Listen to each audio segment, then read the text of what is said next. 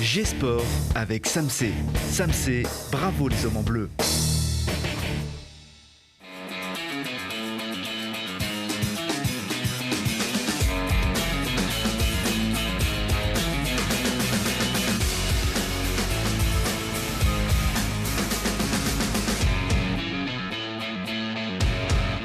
Bienvenue à tous, c'est G-Sport, votre rendez-vous avec vos athlètes et avec les événements qui feront bouger les Isérois et notre territoire. Notre territoire qui reprend l'air, enfin les événements reviennent dans le respect des mesures bien évidemment, mais avec le plaisir de se retrouver avec ce soir un marathon, tant qu'à faire, avec Grésy Courant, bienvenue. Merci d'être avec nous. Gaël Hucto, vous organisez ce marathon du Grésivaudan qui va partir de la piste de l'aérodrome du Versou. Un grand moment, vous allez nous dire ça tout à l'heure. Et avec aussi le paradis des windsurfers et des véliplanchistes. La foil au lac, c'est au Monténard. La folie au lac. Et c'est samedi et dimanche, on en parle avec un maître de la voile, Alain Gabé. Merci d'être avec nous. Je vous en prie, merci. Véliplanchiste, raider, comment on dit, aventurier. Aventurier, oui. Voilà, on est ravis de vous avoir avec nous. On va vous découvrir dans un instant. D'abord, c'est l'actu.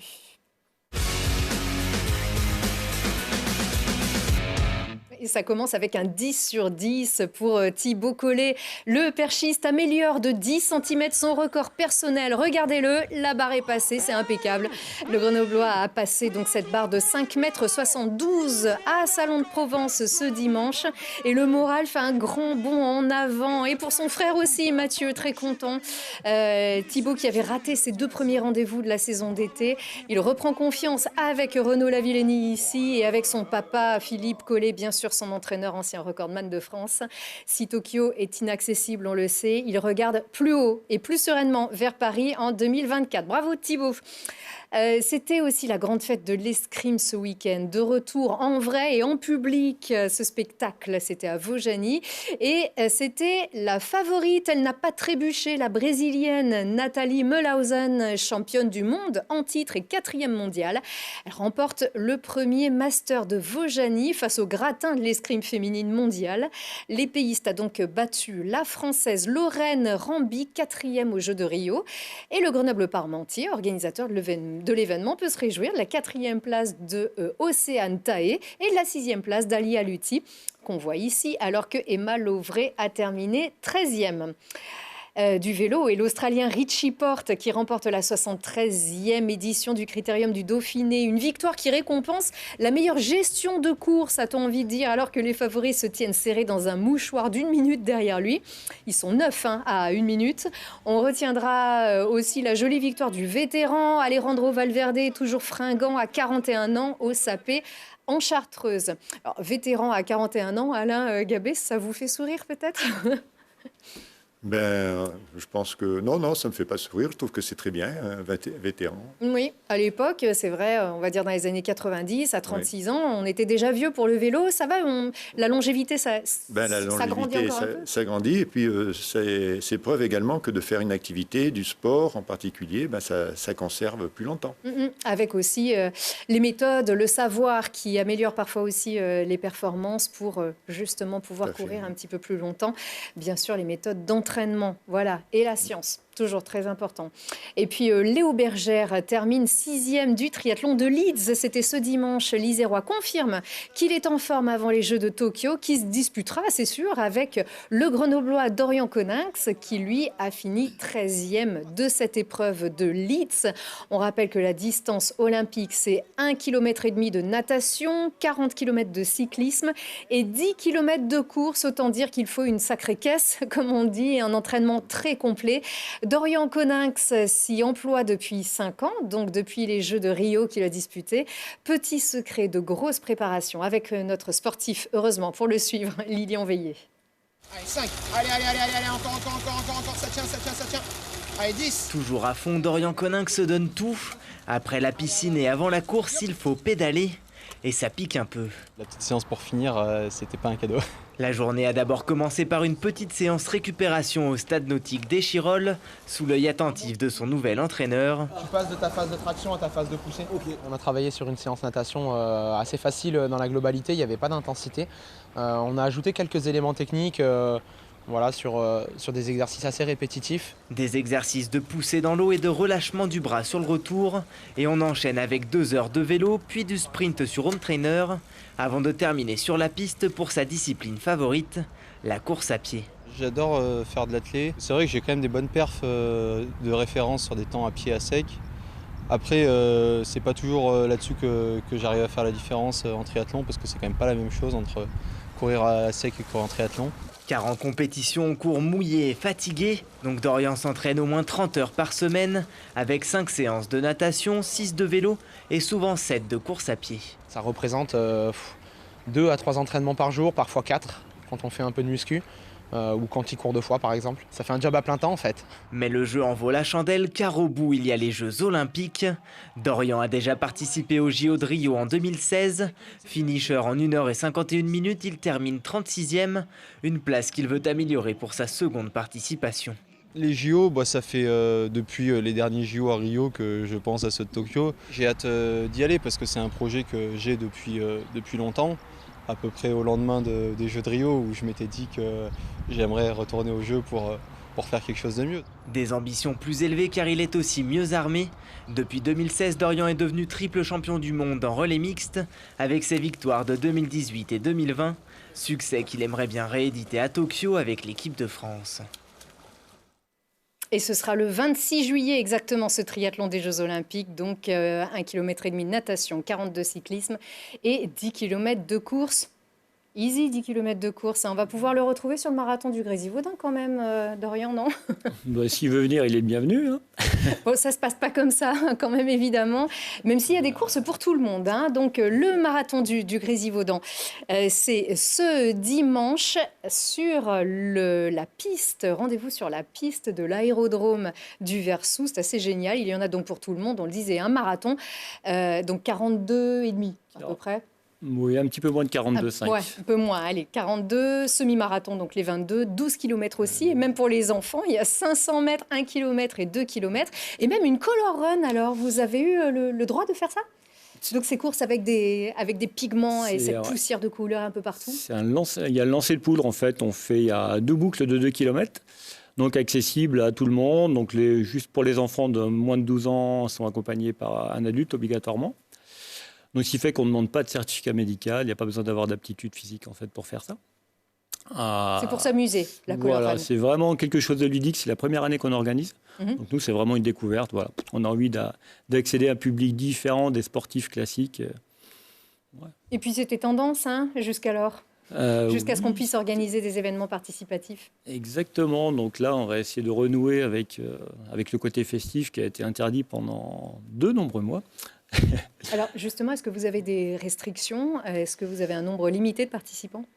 Oui, pour les courses du matin, donc c'est limité à 500, tout coureur confondu sur les 3 courses. Et l'après-midi, c'est pareil, on bloque à 500. D'accord. Après, comme c'est tout nouveau, on n'aura pas les 500 l'après-midi. Oui, pour la run, en revanche, est-ce qu'on peut encore s'inscrire ou est-ce que c'est fini? Vous avez tous les participants? Non, là, il y a des places en fait pour toutes les courses. Pour les courses du matin, ça commence à être limité, mais pour la color run l'après-midi, allez-y franco, il y a plein de places. Exactement. Est-ce que justement vous avez eu des nouveaux runners qui se seraient mis à la course au moment du confinement? On sait que dès lors qu'on ne pouvait pas trop bouger de chez soi, on profitait vraiment de ces tout petits espaces de liberté pour aller courir justement? Ouais, on a un nouveau public qui est arrivé et qui s'est découvert pas une vocation pour la course à pied. Ça viendra un peu plus tard dans un an, je pense. Mais il y a des coureurs qui se sont mis à avoir une activité physique qu'ils n'avaient pas avant. Mais donc après, qui ont découvert le club comme d'autres clubs. Hein. Ouais. Et ce qui fait que leur donner accès à des petites courses ou à des petites distances, ça leur fait du bien. Et c'est bon pour la santé. Oui, et ceux qui s'y sont mis d'ailleurs pendant le confinement, c'est un premier test. Parce qu'il faut quand même préciser qu'on ne fait pas un marathon sans entraînement, bien évidemment, même si on a une bonne condition physique. Comment est-ce qu'il faut se préparer? Est-ce qu'il faut faire la moitié de la distance? C'est ce qu'on entend parfois. Oui, après, ça ne sert à rien de faire des trop longues distances parce qu'après, vous vous blessez. Donc, mieux vaut faire des petites distances régulièrement. Même un coureur qui s'entraîne 5 fois une demi-heure par semaine sera plus efficace que quelqu'un qui fait juste 1 fois 2 heures par semaine. Ouais. Sinon, après, on enchaîne en fait les traumatismes. c'est beaucoup plus dangereux. Donc plutôt assez court. Alors on voit ici, c'est le Grenoble-Visil, hein, qui est une des courses qui ressemble peut-être, alors non pas en termes de dénivelé, mais en termes d'ambiance. Il y a forcément aussi des déguisés, de l'ambiance. Le Grenoble-Visil qui n'a pas pu se tenir cette année dans des conditions habituelles, hein, des organisateurs d'Idéalpes. Pour vous, voilà, vous inaugurez aussi ces nouvelles courses qui accueillent du public. Le masque au départ. Oui, tout à fait. Il y a le protocole sanitaire imposé par la FFA. Donc, c'est masque au départ, masque à l'arrivée. Au niveau des ravitaillements, c'est pareil. Donc, ce sera de la semi-autonomie à l'autonomie. Donc, les coureurs n'ont pas le droit de se servir. C'est les bénévoles, en fait, qui donnent la boisson et le régime alimentaire. Voilà, après, distance sociale respectée, en fait, comme partout, hein, comme ce qui est mis en ce moment. Donc, après, c'est pour ça aussi que c'est limité à 500 coureurs sur les courses. Sur un parcours qui est tout plat. Alors sur un parcours des plus plats possibles qu'il puisse y avoir dans la région. Après sinon il y a Annecy qui est encore plus plat que celui-ci. Mais voilà. Ça part donc de la piste de l'aérodrome et ensuite vous enchaînez sur les berges de l'Isère. Ouais, on part de l'aérodrome, on va sur les berges donc côté Beldon en direction de l'île d'Amour. Après on bascule sur le pont, on passe côté Chartreuse.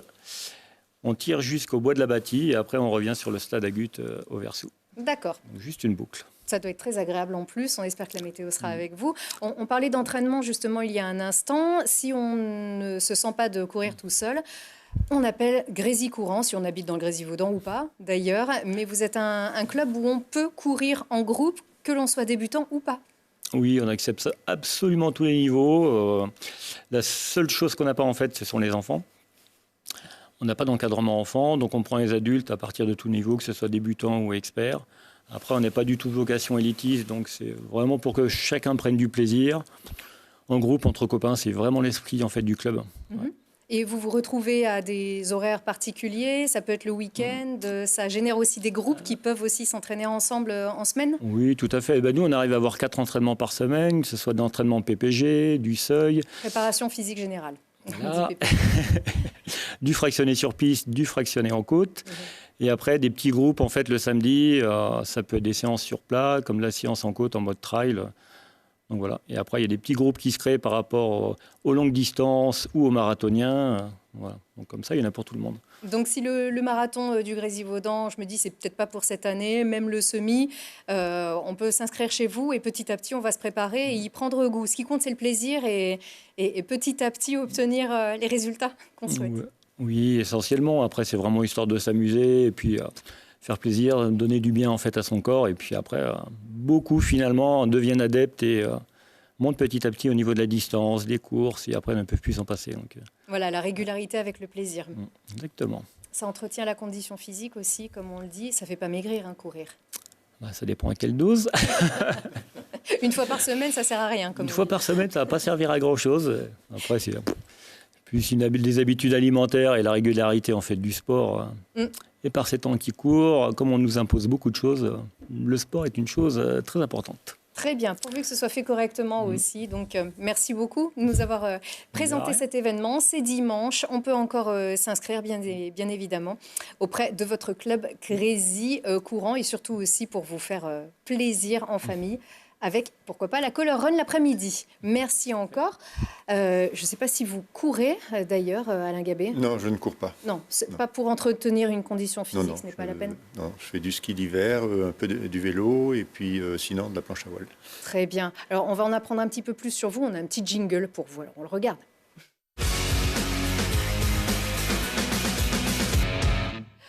Voilà, Alain Gabé, vous êtes donc avec ici une mine toute dorée, bien évidemment. C'est un sport antidépresseur que vous venez nous présenter ici, la planche à voile, qui est à la fête ce week-end au lac de Monténard avec la foilie au lac. On va donc tout de suite s'intéresser à cette technique du foil. Et c'est en fait cette espèce d'aileron qui propulse la planche à voile. Alors, non, l'aileron ne propulse pas la planche à voile, c'est ce qui permet de faire monter la planche à voile au-dessus de l'eau. Ce qui propulse, c'est la voile, et là, donc, c'est le moteur. Et dès qu'on prend une certaine vitesse, l'aileron qui est en dessous, C'est une grande aile en particulier qui s'appuie sur l'eau et qui soulève l'ensemble. Et qu'est-ce que ça procure? Quel est l'intérêt par rapport à une planche à voile classique? Alors déjà, au démarrage, la première fois qu'on en fait, ce sont les sensations. C'est-à-dire que d'une planche qui vibre, qui tape, etc., qui donne un aspect vitesse aux oreilles, on se retrouve avec plus de bruit, plus de vibration, et puis le paysage qui défile. Et là, eh ben, les avantages après, c'est surtout la possibilité de remonter au vent d'une façon très importante, comme un catamaran, et de descendre également pareil, beaucoup plus qu'en planche à voile, ce qui fait qu'on peut aller plus loin ou dans des endroits divers, enfin pour ceux qui veulent. Est-ce que ça maintient une constance, c'est-à-dire que ça permet de souffler un peu, l'effort est moins intense? Voilà. Alors effectivement, on force beaucoup moins. Au niveau de la voile, on met un fil, enfin je dirais un filet d'air, disons, on met de l'air, mais on borde pas très fort et disons qu'on a une vitesse pratiquement constante tout le long. Ça vous a Donc changé?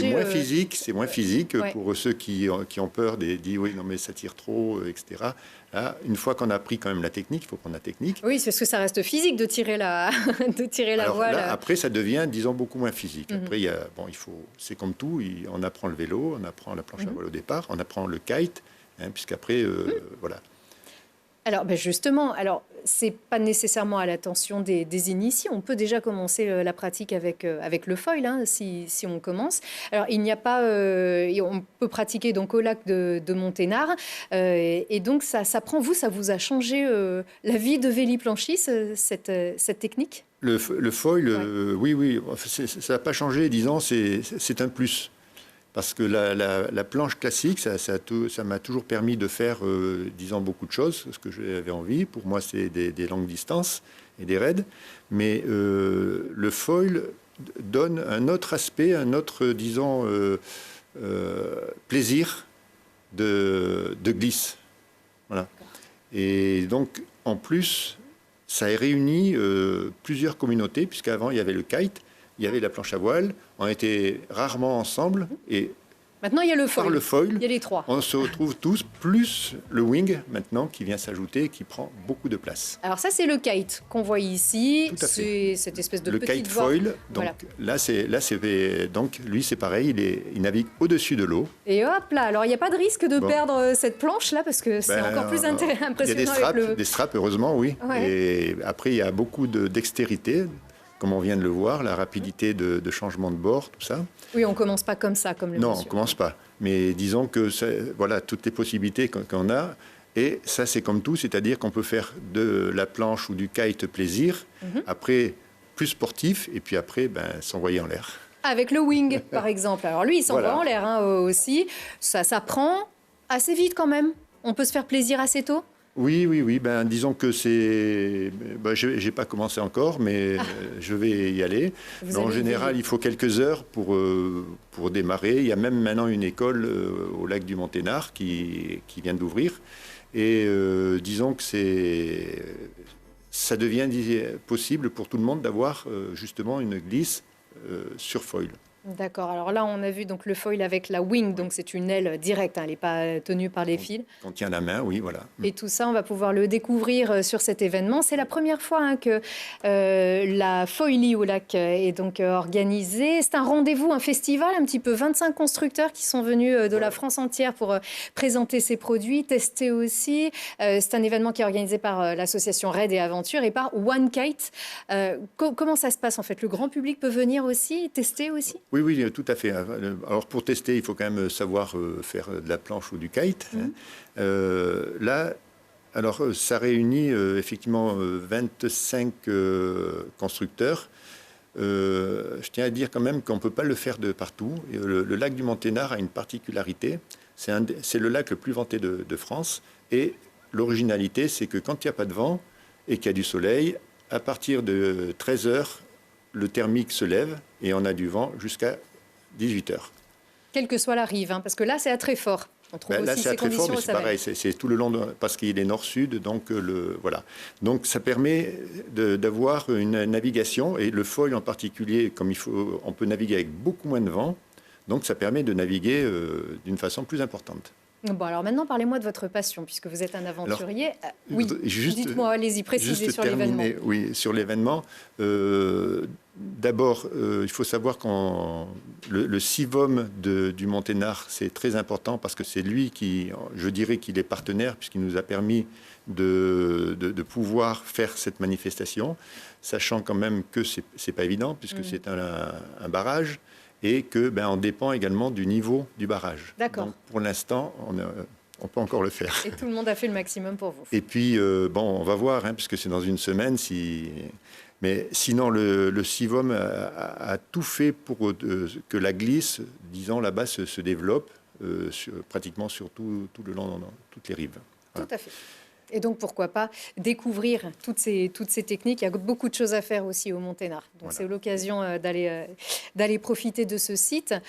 Vous me racontiez, vous êtes un ancien judoka, pas Oui. à haut niveau aussi? Je voudrais rajouter encore un petit truc. On y reviendra à la D'accord, fin. Il faut ok. vraiment aussi qu'on parle Merci. de vous parce que le chrono tourne. Le judo, vous en Oui. aviez, Oui, mais enfin, fait à haut niveau? Oui, non, pas au niveau. Je faisais par plaisir. Quand j'ai découvert le judo, j'ai trouvé que c'était bien. Disons, physiquement, on se sentait bien. Donc, et puis voilà, moi, ça m'a aidé beaucoup quand au début de la planche, puisque c'est un sport d'équilibre, la planche. Et donc, le judo, ça travaille énormément l'équilibre. Bon, la planche, vous l'avez découvert en 78? En c'est ça 78, voilà. Ma première planche, je l'ai achetée en 78. Et puis, donc, par la suite, j'ai évolué. Oui, parce que vous n'aimez pas faire les choses à moitié. Donc, vous avez choisi le raid. Vous en comptez une douzaine quand même. Alors, on va vous voir sur la Transcalédo. Rien que ça, vous avez traversé les océans. Vous avez traversé le détroit de Bering. Vous avez même relié vos deux maisons, Port-la-Nouvelle et Oran, Oui. en 2008, Oran où vous êtes né. Oui. Et des distances impressionnantes, très physiques. Mais pourquoi le raid? Alors, si vous voulez, le raid, c'est surtout que j'ai trouvé dans la planche à voile l'appel du large. C'est-à-dire que pendant longtemps, j'ai navigué, je dirais, au bord entre 100 et 500 mètres du bord. Et en réalité, j'étais attiré, mais il y avait une certaine retenue qui se faisait. Et à un moment, donc, je faisais un bord vers le large, et puis je me sentais un peu retenu. Et d'un seul coup, c'était comme si on avait coupé un élastique qui me retenait. Et je me suis senti bien, et puis alors là, attiré par le large. Sans appréhension, au contraire. Plus aucune appréhension, rien du tout. Et du coup, ça permet de gérer, puisque quand on n'a pas d'appréhension, on peut tout gérer. C'est-à-dire les réactions que l'on a. Parce que la plupart du temps, les bêtises, les accidents qui arrivent, c'est parce que on est contracté, on a peur, etc. Et on fait pas ce qu'il faut. Et là, disons que je me sens très à l'aise. Alors, vous êtes à deux lorsque vous réalisez ces raids et un bateau vous suit également. C'est-à-dire, vous ne partez pas complètement à l'aventure sans repère et sans assistance. Voilà, donc on est, dans les derniers raids, on est deux. 3 pour le prochain raid. Enfin, les 2 derniers raids, on sera 3. Et disons que le bateau, lui, sert parce qu'on a des partenaires. Et ces partenaires, donc... on a des images à faire, donc on a un photographe, un caméraman, et on fait un film à chaque fois de ces raids. Et parfois, ça ne se passe pas très bien aussi. Parfois bien, et parfois il y a aussi des galères. Oui, non, mais de toute façon, ça fait partie du... Disons, il faut savoir qu'il faut apprendre à s'adapter au fur et à mesure de ce qui arrive. La première galère, on ne le croirait pas, mais c'est... arriver pas arriver, mais en cours de route, ne plus avoir de vent.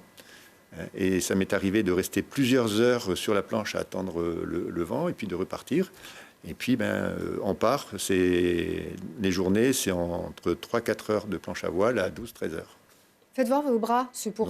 Non. Regardez, attendez, dites donc. On peut le dire que vous avez 74 ans? Oui, c'est fait. Ouais. Eh bravo. Ça donne envie de faire de la planche à voile quand même quand on voit votre état de forme et votre motivation encore. Merci. Toujours. Donc la Tunisie, le prochain raid, si possible, bien évidemment. Oui, si possible. Là, pour l'instant, ça fait 2 fois qu'on le remet. J'espère que c'est pas jamais 203. Mais... Non, on espère évidemment que ça pourra enfin se calmer et vous permettre de parcourir ces distances et riches en aventures et en sensations. Et donc, on rappelle, le foil au lac, c'est la folie au lac. La folie au lac. Voilà. Et là, c'est... Samedi et dimanche à Treffort. Voilà, et c'est très très important pour tous les gens qui vont venir, parce que d'une part, il y a du nouveau matériel qui sort plus performant pour ceux qui sont déjà qui en font bien, et puis pour ceux qui veulent démarrer mais qui hésitent, ils auront des personnes qui pourront leur indiquer le matériel qu'il faut, etc. Voilà.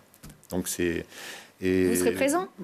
Ah oui, bien sûr. Ça vous direz, regardez, voilà comment il faut faire, et vous il y aura possibilité de tester également, c'est-à-dire que ceux qui voudront tester, enfin qui n'ont pas encore fait du foil mais qui veulent tester, ou qui ont déjà démarré le foil, pourront tester différents foils, puisqu'il existe différents foils.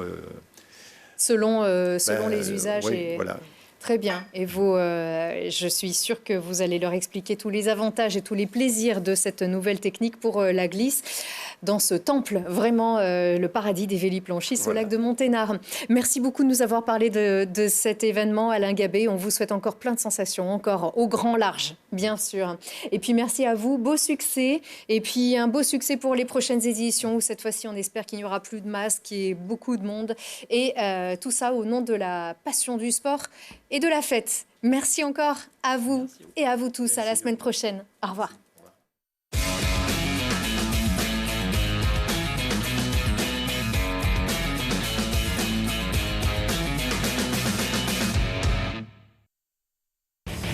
G-Sport avec Samsé. Samsé, bravo les hommes en bleu.